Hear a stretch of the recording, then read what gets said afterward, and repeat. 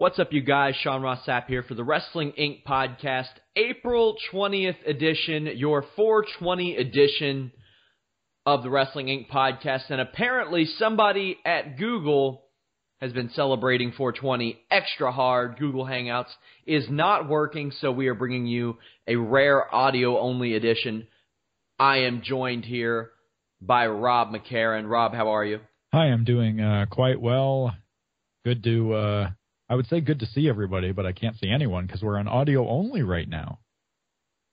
Yeah, no, these people don't get to see my chalkboard that promotes ddpyoga.com/Wrestling Inc., our fantastic sponsor. They don't get to see our Twitter handles, which we will give you at the end of the show. And they thankfully don't get to see the fact that now, because we're not on video, I am wearing no pants. Yeah, allegedly. I keep seeing Snapchats from you pop up, and I'm not going to open them now, Rob. No, but I tell you what, it's quite the story for those who are interested. But yeah, if you are, and you are a married man soon, correct? Indeed. You are soon to be a married man. That is not the demographic I'm going for with these pantsless Snapchats. So you are free and clear to stay free and clear of those snaps. Indeed. So Rob, how familiar are you with this Conor McGregor situation that happened last night? I am super familiar. In fact, I'm the one negotiating for Conor. Really? Yeah, well, apparently, that's why it blew up. According to Conor, or according to Dana White, he says it is not a money issue. Right. Well, here's the thing about promoters, Sean, and you know this. Promoters are liars. Correct. Yeah, it's an interesting situation. When it came out, when Conor McGregor sent that tweet out, I was like, oh, well, that's funny. And there, everyone is a junior lawyer and a junior analyst. So you have people immediately saying, well, I can't believe Conor McGregor retired. What's happening? There were some being like, I can't believe Conor is negotiating this way through Twitter, even though that wouldn't really be a surprise. But then there's also those who were looking for semantics in the words. Conor McGregor said he's retiring young. He didn't say he was retiring now. So a lot of people kind of grasped onto that. And then, an hour later after that tweet was sent out, Dana White was on ESPN saying that the main event for UFC 200 has changed. Conor McGregor is no longer going to be on the show. Compared it to when Nick Diaz was pulled from a show from the GSP fight because of not showing up to press events. This is what we're seeing in the public eye and what we're seeing put out there by UFC is certainly one side of the story, but I don't even know if it's the correct side of their story because I'm sure this has everything to do with negotiation. Conor is riding a high right now. If you take Ronda Rousey out, he is the drawing card in UFC, and they kind of need him a little bit. He even is above her now because he's doing better pay-per-view numbers than she was. Oh yeah, absolutely. I mean, as far as a draw for in the building for pay-per-view for any type of merchandise that you're going to sell, yeah, he's the guy right now. So it's interesting timing from both standpoints because with that being said, still, UFC is going to go into Madison Square Garden. That show's going to sell out no matter what type of match you put on that on that card. They're going to get Ronda Rousey back at some point here late this year. They're going to get GSP back. There are a lot of John Jones is coming back. There are a lot of proven draws that are returning to UFC. So this is an interesting time for Conor McGregor to kind of make this move. But, hey, it's probably his last chance, with all that said, to make a move like this. So he's making a stand. He wants more money. He wants, appropriate money for saving UFC's ass 2 or 3 times in the last year so far. So all the power to him if he gets it. It seems like it's not going to work here at UFC 200, and he's putting his cards all out on the table right now because if UFC finds in the next couple of months that with John Jones, with a Ronda Rousey match announced with GSP, that if they find they don't really necessarily need him as a big saving grace for the company, Conor McGregor ain't going to get dealt with until he removes his demands, and at that point he's lost all of his power. So it's an interesting play from both sides. I do not believe for 1 second that he was pulled from the show just for not doing press, because what came before that, most likely, the demand for more money. So it absolutely has to do with money, no matter what Dana White says.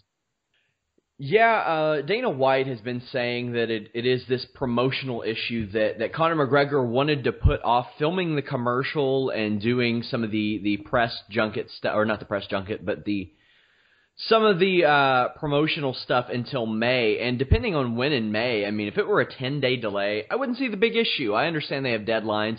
Apparently, they've put $10 million into marketing UFC 200, which will be a waste of $10 million if they don't have George St. Pierre, Conor McGregor, or Ronda Rousey on that show. Also, I have a lot of people saying, well, Conor McGregor is going to show up in the WWE. That's not going to happen. His contract will absolutely not prohibit that. I don't care what videos WWE is putting out. I don't care who Conor McGregor follows on Twitter, and I don't care who's following Conor McGregor on Twitter. His contract will absolutely not prohibit that. Brock Lesnar was allowed out of his UFC deal on a special provision.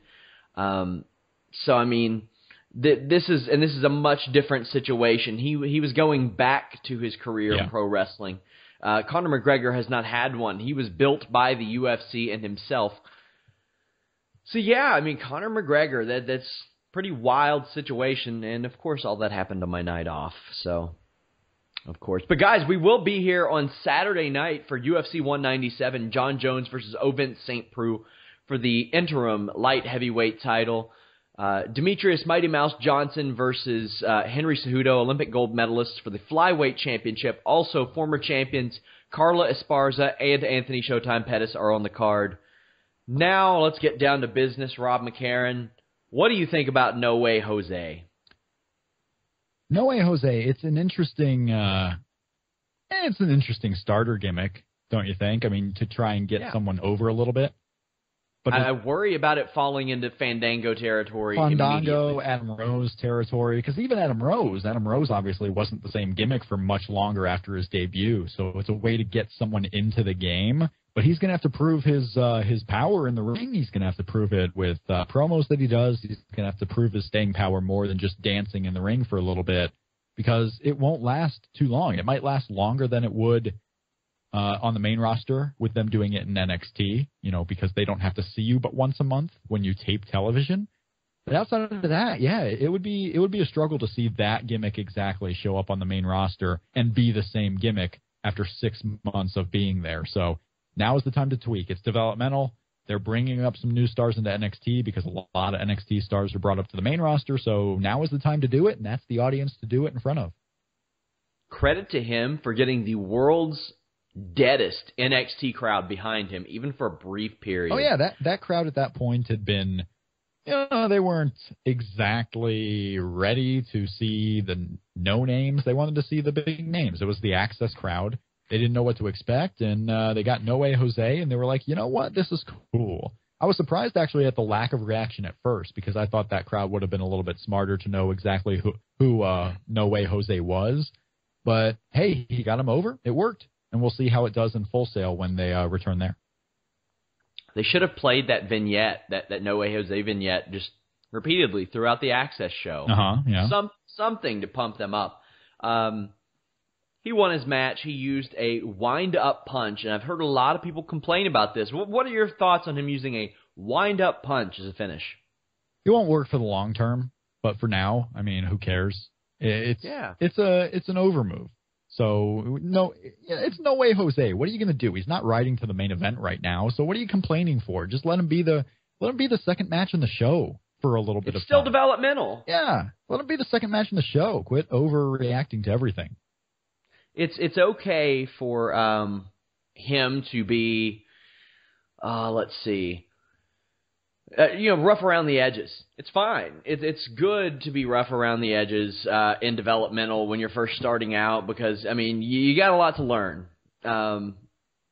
He's not a guy who had the decorated indie career that some of the other guys had. He did spend time on the indies, but I've heard nothing but good things about people or from people who worked with him, so that's good. I got my long-awaited Enzo and Cass versus American Alpha match, Rob. Yes, you did. You got that match. You must be really thrilled about it. We got it as kind of a going-away gift for Enzo and Cass. Like, this is the match that we hadn't done yet, so we're going to do it. We're going to give a strong win to American Alpha, taking away a contender, a perennial contender in the tag team division in NXT. Even though they didn't win the titles, they were always up there in the mix for the last year and a half. So it was a big win for American Alpha. It was a big thing for the crowd. I mean, that crowd was certainly excited and this coming after No Way Jose, they were excited to see that match. They were excited to see Alpha, who at this point were only champions for, 12 hours? They had just won the titles the day before at TakeOver Dallas. So this crowd was really excited to celebrate the new tag team champions, American Alpha. And it was before Enzo and Cass had debuted on Raw. That's right, yep. Yeah, it was a little bittersweet to see them go. I kind of wish this match would have happened in Full Sail instead. Just maybe have them come out to the next set of tapings. But you can't always get what you want, and at least they gave me the match personally. I know they did it just for me because I begged for it. No, and backstage talk was about how Sean Ross Sapp was going to appreciate this match, so they were ready for it. It was all because of you and your writing and what you do, so they wanted to make things happy for all of the people by giving everyone what Sean wanted, which is how I usually live my life. If I ask, hey, what would Sean want right now? That's what I want, and it seems to work out. As most people should. I thought the match itself was fine. It made me realize Cass could probably work pretty well as a heel in the future. He had to work a little heelish in this match. I like the arm wringer thing where the arm wrench where he lifts him up over his head like the Undertaker used to do way back in the day. Right. Really cool stuff. I liked that. Yeah, it's a little bittersweet to see Enzo and Cass leaving NXT after so long. Yeah, that was about as much of a goodbye as you're going to see. In NXT, oftentimes much more ceremonious than what Apollo Crews got later. Yeah, absolutely. I mean, you often see these guys with no fanfare go away. They're just all of a sudden on the main roster and they're kind of done in NXT. But we kind of get that with Baron Corbin, right? I mean, Baron Corbin lost a match and then boom, he was gone. So you got later on with Samoa Joe and Apollo Crews. Apollo Crews has just had the weirdest time in NXT, hasn't he? Yeah. Oh yeah, I feel like they probably knew early on this guy's going to have a very short stay. I feel like that was just known. Probably, I mean, maybe Vince took one look at him and said, let's get this guy ready. I can't say that for certain. That's just me speculating. But, I mean, early on, people were drawing comparisons to him, like early John Cena and things like that. So, I wouldn't doubt that maybe Vince McMahon saw some of that in him, but yeah, super weird run for Apollo Crews. Yeah, I would say that it kind of reminds me, and this isn't, the John Cena comparison doesn't really get me because he was on the verge of being fired, right? Like they didn't move him up to this big deal until he started getting a little bit of mic time and proved he could do it. Whereas Apollo Crews is kind of getting that Bobby Lashley push where it's a big athletic guy and they're just going to put him out there and he's going to be over. But what else do they have in common, Rob? Why would you compare him to Lashley? I'm about to compare him to others too, but the fact that John Cena is a comparison doesn't fit. I mean, yes, they're both built well, but John Cena didn't get the same time or early push that Apollo Crews is getting here. Bobby Lashley did. And there aren't a lot of guys who necessarily do that as new people. You can kind of put it up to Tensai. When Tensai came back, but he had been there before. People knew who he was. He had the pedigree with WWE, but he got the big push out of nowhere, and then it kind of tailed off. You're talking about guys who have these crazy athletic bodies. I don't really know if there's many comparisons lately in the past, 10 years than Bobby Lashley, and that's it's not a racial thing, Sean, as you might want to put it. It's just these big athletic guys got a big push early, given every chance in the world, and Apollo Crews is so far fitting that bill, whereas John Cena, if you're going to make the John Cena comparison, I don't think that fits one bit.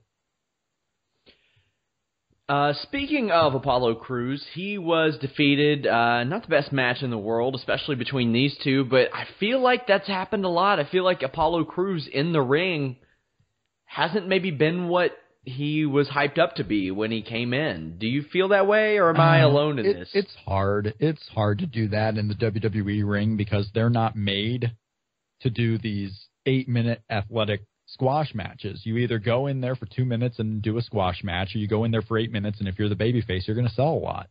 The heel is going to get a lot on you. That's the match style in WWE, so it's hard to be given a lot of TV time and end up looking great as a babyface if you're given a lot of TV time. So it's just a difficult transition, and that's why Apollo Crews may have been better served in NXT for a little bit longer doing the match style, because we didn't see much of that. We saw it a little bit with Baron Corbin, but outside of that, I can't remember an Apollo Crews match where he wasn't just either impressive for a short period, or he was doing just not exciting matches, selling for like the Drifter for a little bit. Look at the Drifter match on TakeOver. That wasn't a showcase for Apollo Crews, and it wasn't necessarily a showcase for the Drifter either. It was just an 8-minute Raw TV match, and that's not exactly how Apollo Crews got over. Apollo Crews really is going to be a situation where his charisma, his background, his personality is going to get him over. Yes, he has flashy moves, but in the ring is not going to be what gets Apollo Crews over. And we want to make the comparison, or I have made the comparison to Bobby Lashley. That's why Bobby Lashley ultimately failed. Because Bobby Lashley didn't have the personality, didn't have the promo skills that would have gotten him over as a main eventer. And he was okay in the ring. Apollo Crews certainly better in the ring, but what's going to get him over is his personality. So he needs mic time. He needs vignettes. He needs a reason for you to care about him, because otherwise he's Tyler Breeze. He's any other NXT guy who's coming up with a cool gimmick and a background, but no one on the main roster in a fan base perspective has any reason to actually know this guy. NXT is getting 500,000 viewers at most a week. Raw has 4 times that. 500,000 is very generous. It's very generous, but I wanted to be generous because to emphasize the point that Raw is 8 times that number. So there are people who are not going to know who Apollo Crews is. There are people who didn't know who Tyler Breeze was. You can put Finn Balor on the main roster right now. Half of the crowd of Raw is not going to know who he is. Not the live crowd, but the people watching on television. They're not going to know who he is. So you need to give a reason for these people to be invested in these new guys who are coming up.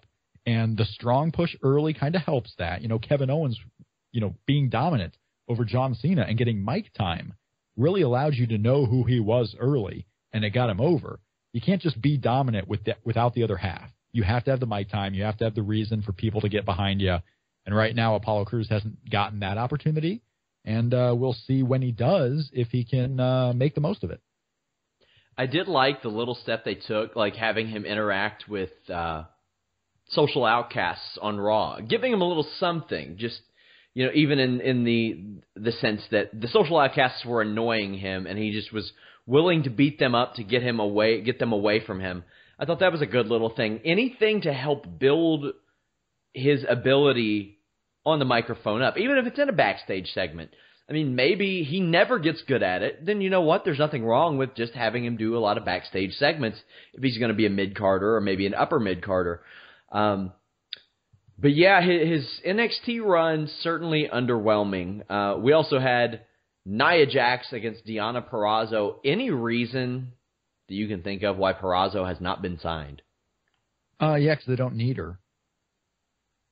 How do they not need her with their division in the shape it's in right now? The division in the shape it's in is great right now. Shallow. It's very shallow right now. It's a little shallow now, but you have Bayley there, you have Asuka there, you have Nia Jax, who's gotten exposed, for the last several months to an audience that she's at least credible. You still have Alexa Bliss. You have Liv Morgan, who's coming up and seems to be working harder and harder and has done really well in the ring. Peyton Royce, Billie Kay. You have a lot of names down there, and I think they're all better than Deonna Purrazzo. Honestly, I definitely don't think that Nia Jax is better than Deonna Purrazzo. Maybe not in the ring as a work rate, but who's going to be more impressive when they come on your TV? Is it going to be Deonna or is it going to be Nia Jax? It's Nia Jax. I think Nia Jax has been extremely exposed. I mean, she doesn't work like someone her size. She doesn't. A lot of the things she does is counterproductive. Well, guess what? There's a reason why she's in NXT, to learn how to work her size. So eventually, somebody should have corrected this stuff over the past 9 months. I mean, it's simple little things. Or in the new world, that's what they want. Maybe they're teaching her exactly the way they want her to be. But the point being, there's just a lot of people they have already invested in that. They don't need Deonna Purrazzo, and there's other signees. Maybe they just found some other things. Deonna looks like, she's a pretty good hand, but as far as someone they want to invest a lot of money in as a regular, that's why they don't sign her yet. They just don't feel they need her, and you can feel like they should. Maybe you think she is better than half of the the women that are currently on television 1 week to the next. But right now, there's just I can definitely, understand the logic that they just don't need her right now. Also on the show, Samoa Joe choked out Apollo Crews. I don't know if we got to that. It's pretty much the match that we explained with Crews. But yeah, getting a little win for Joe here, bidding Apollo Crews adieu. And I'm fine with this. Joe looked great in this match. This match made me think Joe is the bigger star than Apollo Crews. Oh, yeah, definitely. And maybe that's by design. Like, obviously, this is NXT. Joe is the one who will continue to be in NXT, so he's the one who probably should have been over and put over as the bigger guy. But, yeah, this was a big match for Samoa Joe. He's starting to get that fire back. The Finn Balor feud absolutely brought that fire back for Joe. Early on, it was a little weird seeing him. I think that was just because his feud with Kevin Owens was stymied because Owens left. But now he's finding his place, and he's really proving that he is one of the top stars. Not just top names, but top stars in NXT. Well, Rob, it's time to move to what some people call their favorite part of our Wednesday show. And it's where you and I come into the show, or at least into the week, hoping to be optimistic about TNA, but that lasting about probably a day at most before we are unable to. I tell you, the news this week just it feels over to me. It just feels like TNA is over. If you were hanging on by the last thread, I know the Mechaites were hanging on by the last thread, and even they're turning on TNA. For all this hype that maybe a new investor would come in and turn things around and make things better. When the new investor has wrestling ties before and, employees that are not exactly the ones that you think should be running a wrestling company, just everything, man. TNA feels so over to me, and that's sad for the wrestlers who are there, and maybe they'll go on for a little bit longer, but TNA just seems done. And I hate to say that. As we've mentioned, we know people from the company. I know great people from the company, people that work really hard. But, I mean, Austin Aries said it this week, it starts at the top. Yeah. It starts at the top, and that's always been the thing. Dixie Carter and John Gaborick. I mean, it's evident when you speak to so many people and when you hear from so many people the same exact things, and the finger is always pointed at the same two people every single time, at least over the past couple of years. The issues are pointed at the same two people. But, occasionally they're pointed at a network. Occasionally. Destination America, they're kind of weird, but you know what? Dixie Carter did herself in there. Yeah, but how is it the network's fault when they're, throwing a flyer on this program to see if this program can bring in viewers? I meant with pro wrestling in general. They were playing the hokey pokey with pro wrestling. They were, 1 foot in, 1 foot out, 2 feet in, 2 feet out. That's why I hate. If you're going to criticize, Destination did nothing for TNA, well, what would you have rather had? Because Destination America was the only option for TNA. Yeah. So would you have rather TNA gone out of business or found a suitor, someone who wanted to actually air your programs? And then, when your first move is to blame the networks on the inside, obviously they're not going to be happy about that. And now we're moving to the point where TNA has been on so many networks and always it ends badly that not only am I surprised Pop TV took a flyer on them, and it looks like Pop, the way they're moving things around now, this is going to be a one-and-done thing. They're going to have to find a network this December if they want to keep going. We're back in the game where it's coming to the second half of the year where we don't know where TNA is going to be, if anywhere at all.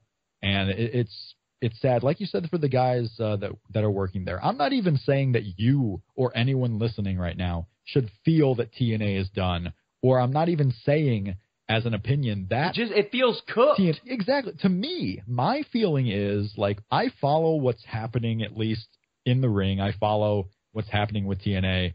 I'm to the point where it may as well be IWA Mid-South. It's a wrestling company that's ongoing, but there's absolutely no need for me to know anything that's happening. The word I like that comes to my mind if somebody says, this happened on TNA this week, the first thing that comes to my mind is inconsequential. It is. It really is inconsequential. And you're right with John Gaburek. I mean, these guys come from a small role within WWE and then are given the keys to the castle in TNA. And you're like, what are you doing? Like, just because they have a WWE on their resume makes them qualified to run 15 things more than what they were doing in WWE. It's absolutely insane. I feel like you and I usually hate when people do this. Like, I could manage the Reds better than Brian Price. No, you can't.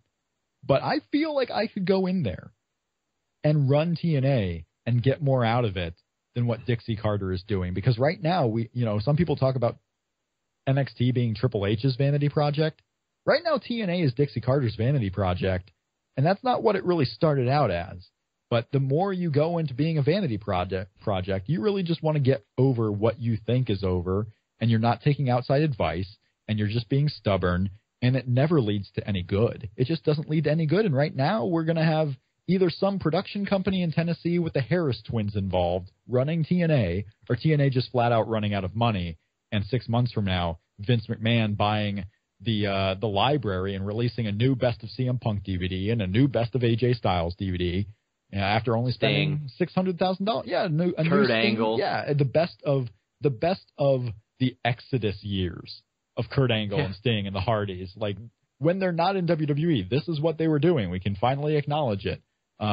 Well, they did acknowledge TNA on the Dudley Boys DVD, which was excellent, by the way. They've been open to it because now WWE feels the same way. Like, TNA is no threat. What do we care? We're showing Rev Pro footage on our television, for Christ's sake. What do we have to care about TNA for? And it's important for us to note, TNA is not selling to the Harris brothers. They are selling to a company that the Harris brothers work for. Well, we don't even know. There's a lot of that on Twitter. Right. Yeah, but Dixie's trying to hold on to a majority share. This is just infuriating to me. 2 years ago, Jeff Jarrett and Toby Keith were going to buy the company. It's crazy to think that Dixie Carter had to take the company over from Jeff Jarrett to save it. And then Jeff Jarrett, if he was about to have to take it from Dixie Carter to save it again because he found a financial backer. And I have zero doubts that the company would be in much better shape had they sold it to Toby Keith and Jeff Jarrett. But, they tried to say, well, Dixie's got to stay in this role. And Toby Keith was like, no. And that tells me plenty, because he was a savvy enough businessman to know that he wanted Dixie Carter to have nothing to do with his show. Nothing to do with his show. And my heart hurts for, guys who have helped me out professionally. I've interviewed probably half that roster. And guys like Shane Helms, who went and worked for them and has single-handedly went to them and said, hey, you need to hire this guy. You need to bring in a guy like Trevor Lee. You need to try to get the X Division back where it once was. Guys like EC3, who anytime I've asked him for an interview, yeah, sure, what time? Let's do this. Let's promote something. And that makes me money. Matt Hardy, who did an interview in character, out of character, does all these things for me personally, and I see that they have to defend a brand that is sometimes good on screen, but everybody knows it's being run poorly. And those guys deserve better than that. They deserve better for what they're putting in than what Dixie Carter is giving them. And I don't know if it's an ego trip, because I don't know Dixie Carter personally. I've interacted with her a couple of times. Very nice woman. I don't know if it's an ego trip or what it is. If it's her thinking, I don't want people to think I failed. Everybody knows you failed. It happened. It's done. Help people save their jobs. I don't get it. Yeah, well, they're never going to get it. I mean, we've given them the last 8 years to get better under Dixie Carter, and it's just not happening. 10 years, it seems like, but yeah, it's just not happening. And whether this sale goes through, whether a hostile takeover happens, whatever's going to happen, it feels like a finished product. It feels like as much of a lame duck promotion it was at the end of the Spike deal, then at the end of the Destination America deal. Like, this doesn't even feel like lame duck anymore. It just feels like it's already done. It's already over. And it's beyond repair. And you talk about Shane Helms trying to, get certain people into the promotion and trying to fix on screen. On screen hasn't really always been the worst problem. For some period of time, it was a really bad problem. But you're right, behind the scenes, the way they promote things, there's just nothing going on. They're not running house shows. It's also funny with this money issue. Like, if they're having so many money issues with not being able to run promotions and always having to go back to the free venue in Orlando, how are you signing guys? What is the money going all to talent and nowhere else? Because that's a mistake in itself too. And they're on TV. That's their only income besides merchandise. They are not promoting anything. Yeah, I mean, I guess maybe farming some of their guys out. That's it. I find it funny too with the Lucha Underground, with those who say, well, Lucha Underground isn't a promotion. It's not a wrestling promotion. It's just a TV about wrestling, a TV with wrestling in it. Well, then what is TNA? Because TNA doesn't promote anything. They're not out promoting events. And so if you're going to make that comparison, really right now we have two wrestling non-promotions on television doing TV shows about wrestling. And it's Lucha Underground and TNA. That's why, especially last year when Ring of Honor was on Destination America, and people tried to argue to me that TNA was still the number 2 company in America, I'm like, I don't know on what measurement you say that they're number 2, because by all accounts, at least from the numbers that Joe Koff has given people, ROH has got strong syndication numbers, and they're only getting bigger. They're selling out events. I mean, they're going to have to start running some bigger venues places. They sell their live events out. TNA doesn't even run live events. Right. I mean, they draw more people into buildings. They have more viewers on television because they do. Without Destination America, they still have more viewers on television. And, they're signing people to regular contracts, too. And they sign the Young Bucks. And obviously that has something to correlate with New Japan. But they're signing people to exclusive contracts. And people want to go there versus TNA. So they're doing well for themselves.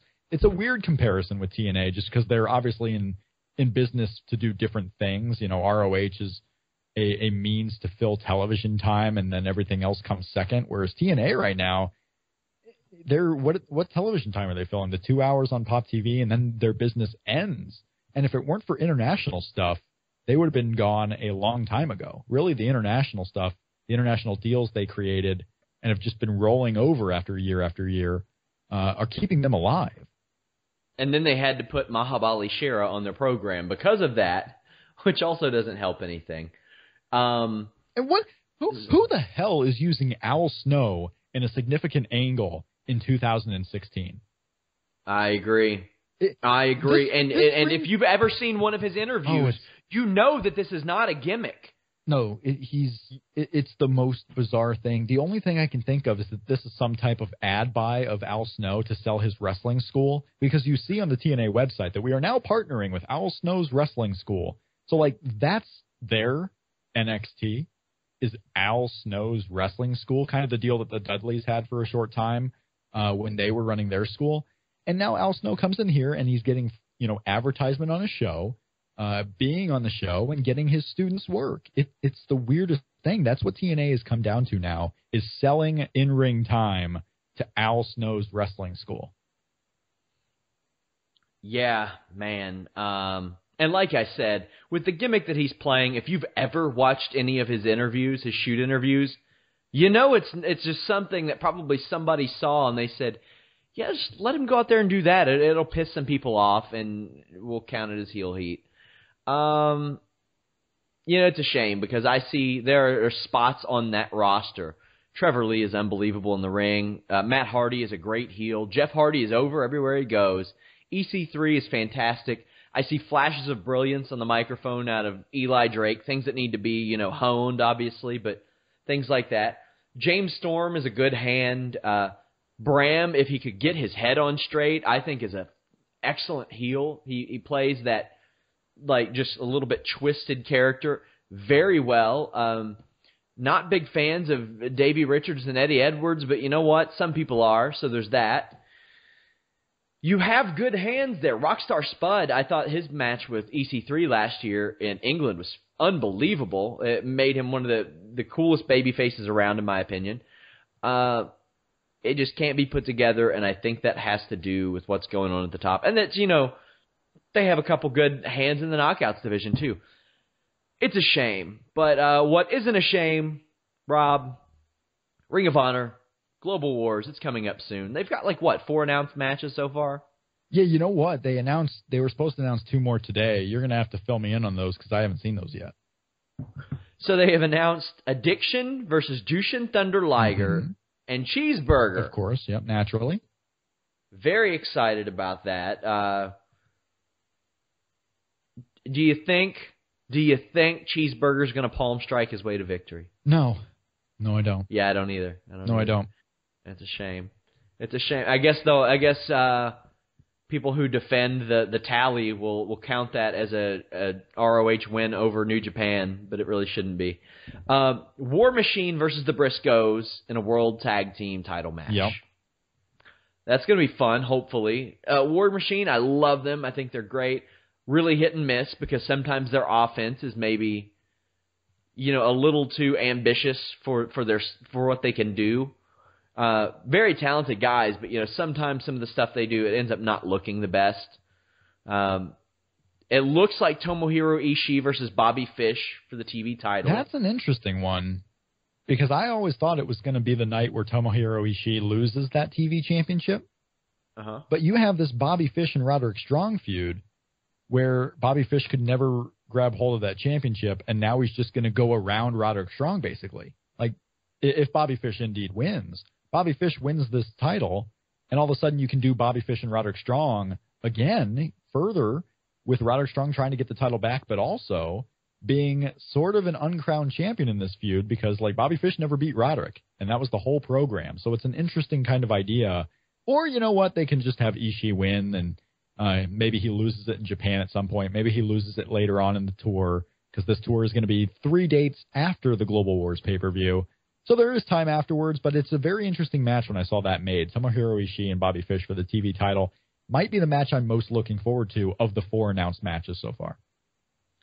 Now, and they haven't announced it, but it's been reported by the Wrestling Observer. Also reported by the Wrestling Observer, Tetsuya Naito against Kyle O'Reilly. Yeah, and of the matches that are not announced, that's the one I'm looking forward to the most. Tetsuya Naito against Kyle O'Reilly is fantastic. What's interesting is the fact that it is a junior. I mean, Kyle O'Reilly is a junior heavyweight in New Japan canon. So you have your world champion going up against a junior in a one-on-one match. It's an interesting booking idea. It's going to be great. It depends on how Tetsuya Naito comes over. Because his last tour of the States, he wasn't really thrilled to be in the ring, it didn't look like. He was kind of just going through the motions a little bit. So we'll see if this new invigorated Tetsuya Naito as the champion plays up a little bit more here in the Global Wars pay-per-view. But absolutely, Naito and Kyle O'Reilly, fantastic matchup. So we have the War Machine Briscoes tag team title. We have Tomohiro Ishii and Bobby Fish for the TV championship. The Addiction and Jushin Liger Addiction versus Jushin Liger and Cheeseburger. That's a vanity match. Jushin Liger loves Cheeseburger. It'll be interesting. It'll be fun, but I'm not really looking at it as any type of classic. And then the ROH World title, Jay Lethal going up against Colt Cabana, which is an interesting one. It's very interesting, especially it seemed like they were building towards Dijak and Lethal. It did seem like they were building towards Dijak, but it is in Chicago, so Colt Cabana makes a ton of sense here, especially after his return. I thought it was really cool that ROH mentioned the stipulation from 7 years ago when Colt Cabana lost to Austin Aries in Chicago. There's the stipulation that Colt Cabana could never get an ROH title match in Chicago ever again. But they mentioned that with Colt Cabana demanding a new contract, he wanted the title shot here, and the only way he would sign is if he was given the title match in Chicago. So Nigel McGuinness made the decision to throw away that stipulation. So that was pretty cool that they referenced that. They didn't ignore it. They didn't just let it go on the wayside. So Jay Lethal and Colt Cabana in the main event, but all those matches so far, not really counting Jushin Liger, because I think we've all seen Jushin Liger enough times to where it may not be as special, at least to me. Tomohiro Ishii and Bobby Fish right now is the only announced New Japan versus ROH match. And yeah, if they do Tetsuya Naito and Kyle O'Reilly, that'll certainly be a key one. But of all the early announcements, I was a little bit surprised that the title matches are basically just between ROH guys, except for the TV title, and that Jay Lethal is not wrestling a New Japan star in the main event of this real pay-per-view. I thought that was very interesting, and that we haven't had a lot of the New Japan names announced in matches yet. The crowd knows that they're coming, so they're ready for them, but we don't know exactly what they're going to do right now, and that leads me to believe that they're going to be in undercard tags that won't mean a whole lot on this Global Wars pay-per-view. And that may not necessarily be a bad thing either. Yeah, there are a couple of guys like Kenny Omega and Shibata who they don't know if the visas will be done or get their visas in time to even be on the show. Yeah, so I understand. Shibata's not coming in for this. Yeah.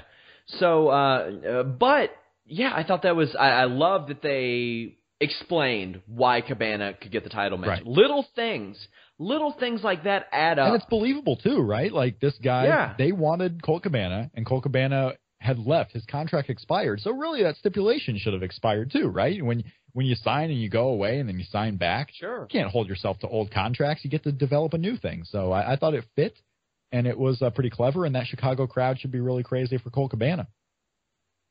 Yeah, I'm interested to see that match. I don't think Cabana stands a chance in hell in winning. Oh, no. And, I don't think he actually has a new contract with them, does he? No, but that, in storyline mode. Like, if you're negotiating a new contract, so, that's what you do. Yeah. So, I was going to say, he's free to do whatever he wants. Yeah, if he doesn't hang around, I could see him putting over Dijak at the tapings maybe that weekend. Yeah, absolutely. And that's the thing about it, too. We're going to have plenty of opportunities later on in this tour to get those Ring of Honor champions versus New Japan champions kind of matches there, even if they're non-title stuff. So we have room for it. I wonder if part of the thinking was, if this is an American pay-per-view, we want to make sure we get our American stars over. And it's cool to have the New Japan guys on there, but we don't want to put them over in important matches as much as we did at the 12th anniversary show. Because really, New Japan guys dominated that 12th anniversary show. We just had a question on the thread. We still have people asking this question. We still have people asking us questions, and how timely this was, it's almost eerie, because you all can't hear us live. Somebody says, should Cabana be in the position of main eventing a pay-per-view already? I think they could have built to Lethal Cabana for a bigger show, like Best in the World. Maybe have Colt wrestle a number one contender match against a New Japan guy or Elgin or something of that nature. Rob, what do you think? One word, Chicago. The show's happening in Chicago here. That's why they're doing Colt Cabana. I completely agree. Strike while the iron is hot. Get the most you can out of it, because ideally you don't know how long Cabana's going to be there. And Cabana does not get the same reactions anywhere else that he'll get in Chicago. It'll feel like a bigger deal than it would have if it was happening in New York City or Philadelphia. No, this is absolutely the way to do it. Colt Cabana going in here in Chicago is the way to go. Also, this is a rare Sunday night pay-per-view, I believe. Yeah, no, a traditional pay-per-view. They're trying it again. Much like they've tried it before. Evolve has tried it before on iPay-per-view to go in the traditional slot. But yeah, when you have WWE not being on pay-per-view in a lot of areas, the Sunday slot is kind of open, and it's traditional, and you can maybe get a couple of added buys just for that. Now I'm racking my brain, Sean. Was it the 14th anniversary show, and I kept saying 12? Yes, it was the 14th. All right, that's what I meant, 14th anniversary show. Speaking of pay-per-view, like the schedule between now and really through July is psychotic. Yeah, you got a lot going on, man. I don't because I don't care about UFC, but you got a lot going on. June especially. This Saturday, Jones versus OSP, UFC 197. The next weekend, WWE Payback. The next weekend, Ring of Honor, Global Wars. The next weekend, a loaded UFC 198 show. The weekend after that, Extreme Rules. No. There is a 1 week break. Then UFC is back with 199. Then later that week, TakeOver. Also that month, Money in the Bank, Best in the World. And yeah, that's just unbelievable. But these events, really, it seems like the big event is hotter than ever. Well, not hotter than ever, but that's what people are interested in. When you have 3-hour Raws that seem like throwaways and people are starting to get the formula of NXT, we don't have nearly as much interest in weekly NXT shows as we once did. the big event is the way to go, and Ring of Honor has really ramped up their big events. They've already announced, like, Death Before Dishonor will be on pay-per-view, and All-Star Extravaganza in September will be on pay-per-view. Usually they would do those quarterly, but not the case anymore. Yeah. No, I mean, especially with NXT. I mean, the takeovers have become the thing, and I wonder if people are watching NXT TV less now because of it, because you really only have to care about the takeovers. NXT TV Weekly used to be the big thing because it did so well in building up matches that, yes, then you wanted to see them on TakeOver, but you were watching the TV to see the interplay between Sasha Banks and Charlotte, Sasha Banks, Becky Lynch, the interplay between, Neville and everyone, the interplay between Kevin Owens and everyone. I mean, Christ, Alex Riley and Kevin Owens was a hot feud last year or 2 years ago. It was craziness last year. Yeah, it was craziness. But now I feel like you can go a couple of weeks without watching NXT TV and you know what's going on. You don't have to watch it weekly. And I wonder if they're going to get back to that at some point, or if they're just now figuring it out that, you know what, we're going to build up to the takeovers. We don't care how the weekly TV goes. I like the weekly TV, but it's kind of back to how it was in late 2013, early 2014, where right before the network. Right before the network, yeah. If you don't catch it, you don't really have to. It's okay if you miss it. It's a big year for NXT. As much as I talk about the roster turnover and how exciting it is in WWE right now, roster-wise, New Japan being exciting with the talent that's risen, NXT is in the same boat. And NXT really is. You're getting a lot of names coming in. It's crazy to think that 2 months from now, what are we in? The end of April? Yeah, 2 months from now, working in Full Sail University will be guys like Zack Sabre Jr. and La Sombra. And Noam Dar is coming in. For Christ's sake, the names that are coming in of the indie scene. It's still interesting to follow what's going on in NXT, but I feel like it's more interesting to go in the backstage news and the talent signings of NXT than it is to the actual NXT TV. And at some point, they got to kind of go back to that. I can confirm one name who will not be in the Global Cruiserweight Series. Yeah, don't do it. Don't do it. You might look a fool of yourself. Well, it's DDP because he's busy making the greatest yoga system on earth, my friends. You can use it at ddpyoga.com/wrestling inc. You can go there, check out their awesome Max Pack, get a great deal on that. Also, download that DDP Yoga Now app, used by the likes of Chris Jericho, AJ Styles, John Cena, all kinds of WWE stars that absolutely love DDP Yoga. I've used it for recovery. Shawn Michaels used it when recovering from his back injury way back when. One of the first guys to use the DDP Yoga program. You can get a special offer on the Max Pack at ddpyoga.com/wrestling inc. Also, if you are in Australia, DDP is paying you a visit.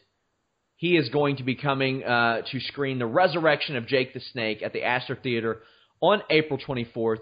The Resurrection of Jake the Snake, available video on demand, PlayStation Network, iTunes, Google Play, all that good stuff. Vudu, everywhere it's available. Also, DDP will be conducting a DDP Yoga workshop on May 1st. You can get tickets at ticketblaster.com.au. Again, my friends, ddpyoga.com/wrestling inc. You really shouldn't have done that, Sean, because I have breaking news on WWE.com. DDP added to the Global Cruiserweight Series. That is not true. It is not true, but you know what is true, and start getting that speculation ready. WWE.com on the front page right now has an article about the 6 moments they want to see at WrestleMania 33, and guess what the number 1 moment is? Undertaker and John Cena. So really? Get that speculation ready. Well, they have shown in the past that not always, the right hand doesn't always know what the left hand is doing. Oh, I know. And it's certainly playing off of ideas that, John Cena and Undertaker could have happened this year. It's certainly playing off of that, but I always find it interesting when, .com puts stuff like this up because, Undertaker and John Cena probably is a match that will be speculated going into WrestleMania 33, despite the fact that Undertaker lost to Shane McMahon at WrestleMania 32 and can't wrestle at WrestleMania anymore. At least I assume that's what happened because Shane McMahon has been running Raw every week after. Yes. It's unusual. It is unusual. Have you been watching any Lucha Underground lately? Because it has been... I got to tell you, Sean, I've given up on it. It's just been, like, there. And, I mean, you know, we got to talk about it, technically, I guess. We got to make a mention of Lucha Underground on this show. It has lost its luster to me. They had Matanza versus Muertes, which ended in a no contest tonight.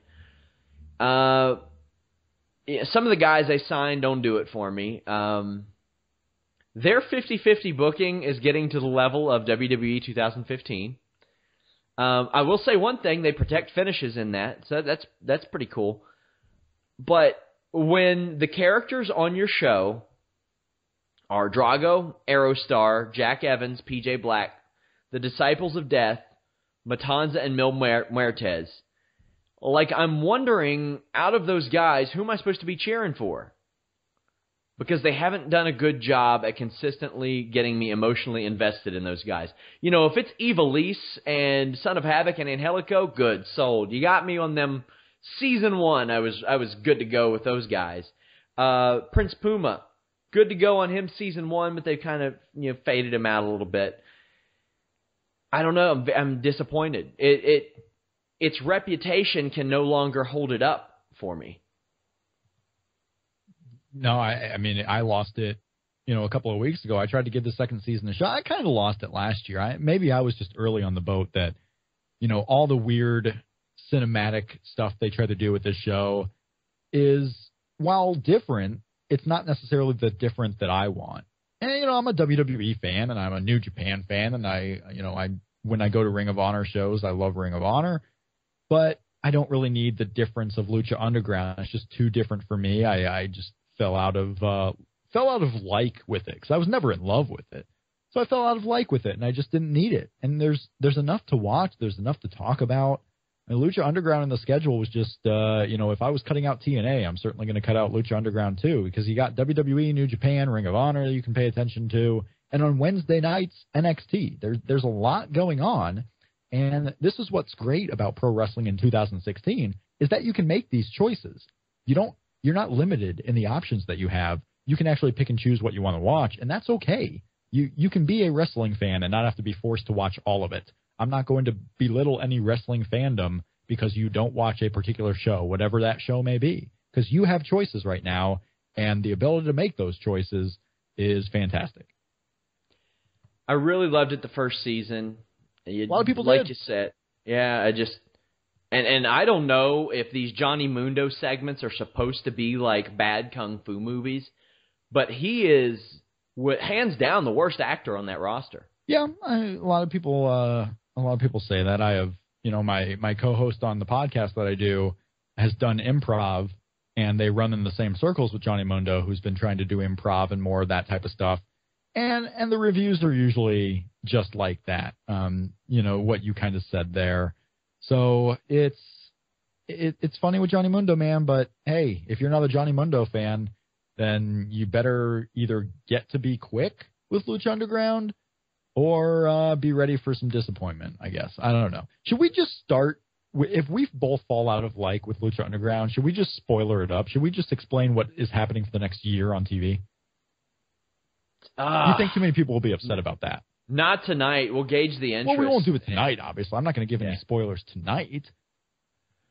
But, yeah. Well, before I go, I also wanted to mention. That'd be a fun future Wednesday show, Sean. This Wednesday show is brought to you by all Lucha Underground spoilers. That would be great. I wonder, well, they wouldn't sponsor us. They'd probably try to get us fired by the sounds of it. One thing I wanted to mention, you know, when New Japan does a pay-per-view, which they have stepped up their English commentary for their pay-per-views, it's practically like a Ring of Honor show as well. I mean, they have so much of the same talent. So by all means, you know, Ring of Honor was going from like 4 pay-per-view presences, or even network presences a year to, let's see, already this year, Invasion Attack happened, Wrestle Kingdom happened. Their 14th anniversary happened. Global Wars in May. We don't know if commentary will happen for, Dontaku? Am I pronouncing that right? Yeah, I doubt that it would, especially with all the, the trouble. Wrestling Hinakuni, which was their next pay-per-view, was canceled. and some of the matches, including title matches, got moved to the Don Taco pay-per-view, which is happening in early May. I don't know if they're going to have English for that one. I would almost assuredly think they're going to have it again in June for Dominion. But if they have it at Don Taco, that's kind of a sign that they're going to have it at every single actual pay-per-view event. Because if you have it for these smaller shows, you're going to have it for all of them. Kevin Kelly told me that they were still working on the schedule for it, but by all means, it looks like between New Japan and Ring of Honor, events and specials, we're going to have like 10 or 11 this year, which is pretty awesome if you're looking for an alternative. Because by all means, New Japan's doing numbers that make Access TV very, very happy. Happy enough for them to go out and get the hottest free agent in wrestling announcing. And I'm not talking about Todd Kenley or Don West, even though I love both of them. But, hats off to Ring of Honor and New Japan for stepping it up and giving some people more options. People were complaining about WWE being stale. Well, they have options now. Not to pile on TNA, too, but this relationship between Ring of Honor and New Japan just goes to show you, too, the failures. Could have been TNA. Could have been TNA. I mean, TNA could have been TNA with them or what, Wrestle 1, but they screwed that up, too. Unbelievable. And Wrestle 1 was never going to go anywhere, but yes, they screwed it up to the point where they were basically giving the Bound for Glory name to a Wrestle 1 show because they couldn't run Bound for Glory themselves. They were losing money like crazy. But, TNA just a few years ago had Kazuchika Okada and Hiroshi Tanahashi and Seiya Sanada. And now Seiya Sanada is going to be like this huge name in New Japan, looking jacked to the gills. This guy is going to be a future star for them. Look up and down the Ring of Honor New Japan roster, and you just see stars and stars. And that's why we talk about how it's not the in-ring that is TNA's problem, because they've had all of these stars. It's what you're doing to get the most out of that in-ring. It's what you're doing to promote your stars, what you're doing to promote your brand. They just don't know how to run a business, let alone a wrestling business. They don't know how to do anything. Yeah. Sell them. Kill them. Just let them die. I don't care. I just don't want people to lose jobs. That's my only thing. I have lost a job, and it is one of the most demoralizing things on earth. No, that is the downside. It's a shame, but yeah, it's just it's not going to get any better, and that's the sad part. You just know it's not going to get any better. There's nowhere to go up from here. Rob, tell them where they can follow you on Twitter, my friend. At Shake Them Ropes, you can find what I'm doing outside of this show and so forth. So at Shake Them Ropes on the Twitter machine.